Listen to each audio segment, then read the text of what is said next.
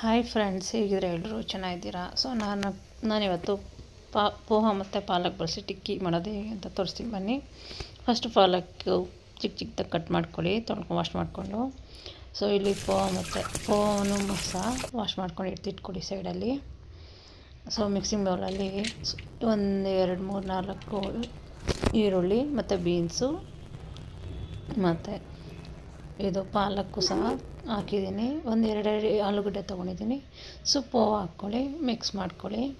So ಇಲ್ಲಿ ನಾನು ಉಪ್ಪು ಮತ್ತು ಖಾರದ ಪುಡಿ ಮತ್ತು ಧನಿಯಾ ಪುಡಿ, ಸ್ವಲ್ಪ ಜೀರಿಗೆ ಹಾಕ್ಕೊಂಡು ಮಿಕ್ಸ್ ಮಾಡ್ಕೊಳ್ಳಿ. ಸೊ ನೀರೆಲ್ಲ ಏನೂ ಹಾಕೋದು ಬೇಡ. ಸೊ ಹಂಗೆ ಮಿಕ್ಸ್ ಮಾಡ್ಕೊಳ್ಳಿ, ಮಿಕ್ಸ್ ಆಗುತ್ತೆ. ಸೊ ಒಂದು ಒಳ್ಳೆ ಟಿಕ್ಕಿ ಶೇಪ್ ಥರ ಕೊಡಿ. ನೋಡಿ, ಈ ಥರ ನಾನು ಮಾಡ್ತಿದ್ದೀನಿ ಇಲ್ಲಿ ನೋಡಿ. ಸೊ ನಾನು ಈ ರೀತಿ ಮಾಡ್ಕೊಂಡು ಇಟ್ಕೊಂಡಿದ್ದೀನಿ ನೋಡಿ. ಈ ರೀತಿ ನೀವು ಸಹ ಈ ರೀತಿ ಆರಾಮಾಗಿ ಮಾಡ್ಕೊಬೋದು. ಸೊ ಒಂದು ಪ್ಯಾನಲ್ಲಿ ತುಪ್ಪ ಹಾಕ್ಕೊಳ್ಳಿ.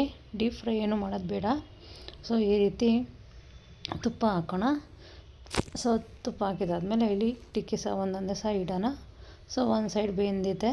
ಸೊ ಮತ್ತೊಂದು ಸೈಡ್ ಸಹ ಬೇಯಿಸ್ತಿದ್ದೀನಿ. So it's ready friends. So thank you for watching. Bye bye.